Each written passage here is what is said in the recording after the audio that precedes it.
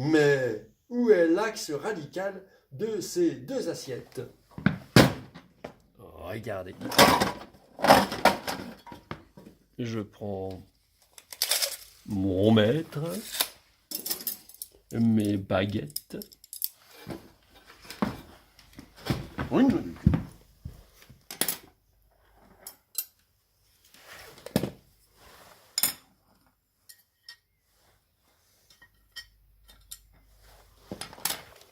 je mesure les points de tangence.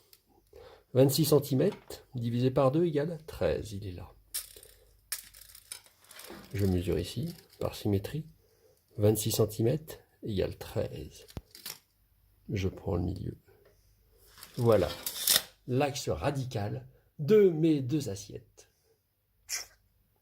Et nous allons le démontrer. Et nous allons le démontrer tout de suite. Alors déjà, Tout à l'heure, j'ai pris la grande assiette, la petite assiette, et j'ai posé ma baguette de riz, comme ça.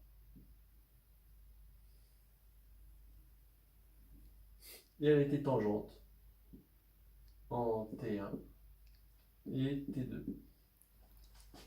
Et j'ai pris le milieu de T1, T2, mettons je l'appelle M. J'ai recommencé de l'autre côté. T'1, T'2. Et j'ai mon point qui est au milieu qui s'appelle M'. Et j'ai donc tracé la droite MM' et j'ai dit, avec beaucoup d'aplomb, que c'était l'axe radical. Pourquoi? Parce qu'en fait, la puissance de M par rapport au cercle C1, c'est quoi? C'est MT1, scalaire MT1, c'est-à-dire MT1 au carré. Mais, comme MT1 égale MT2, ça fera donc MT2 au carré, et donc c'est la puissance du point M par rapport au cercle C2. Donc mon point M est sur l'axe radical. Je fais de l'autre côté, c'est pareil, où j'aurais pu tracer la perpendiculaire à A1, A2, passant par le point M.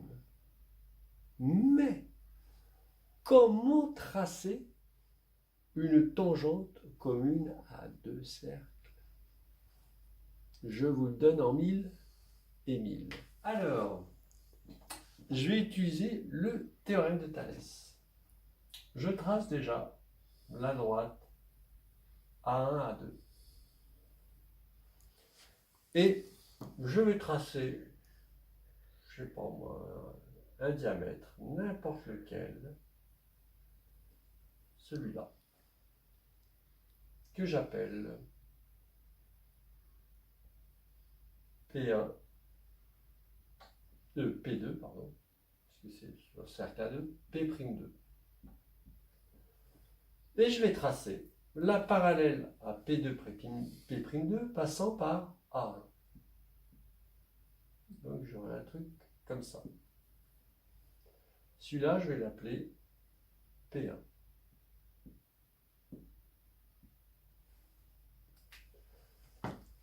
Eh bien, je vais avoir, si je trace la droite P1, P2, j'aurai un centre d'homothétie que je vais appeler, mettons, oméga 1, et qui transforme A2 en A1, P2 en P1, et donc la droite P2A2 en P1A1, et le cercle rouge en le cercle rouge, le petit cercle rouge. J'aurais pu dire aussi que ce point-là, je vais l'appeler P'1, que P2 devient P'1 par le centre de Motesi oméga prime. Mais intéressons-nous à celle-là. Ça ira très bien. Et bien là, c'est trop facile. Je vais tracer la tangente commune. Je vais tracer le cercle de diamètre oméga 1 A1 Et comme ça, j'aurai une perpendiculaire, une tangente, pardon, au cercle A1 passant par oméga 1. Pour cela, je prends mon compas, j'ouvre le bouchon,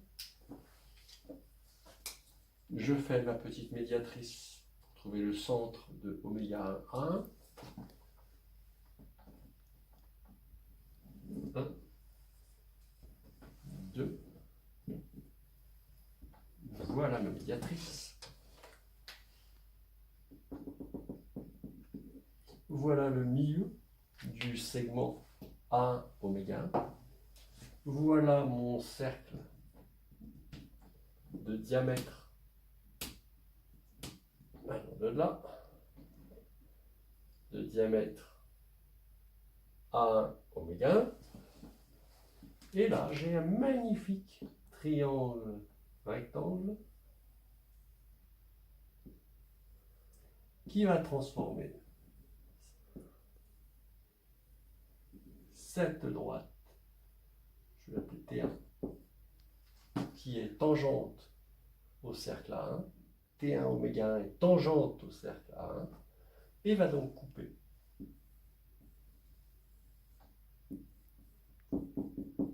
le cercle A2, le centre A2, en T2.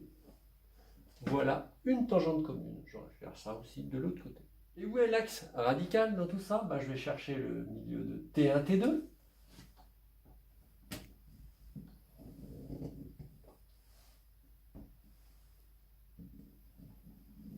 Faut pas que je me plante. Voilà la médiatrice de T1, T2. Là. Donc T1, T2, je vous montre, il est là.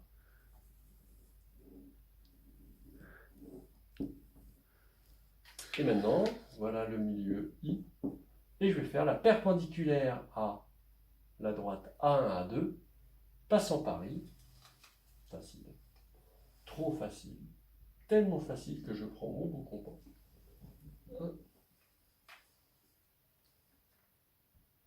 Je peux être symétrique du point I par rapport à l'axe A1, A2. Et voilà mon bel axe radical. Tout le monde est prêt là pour là. Attention, attention.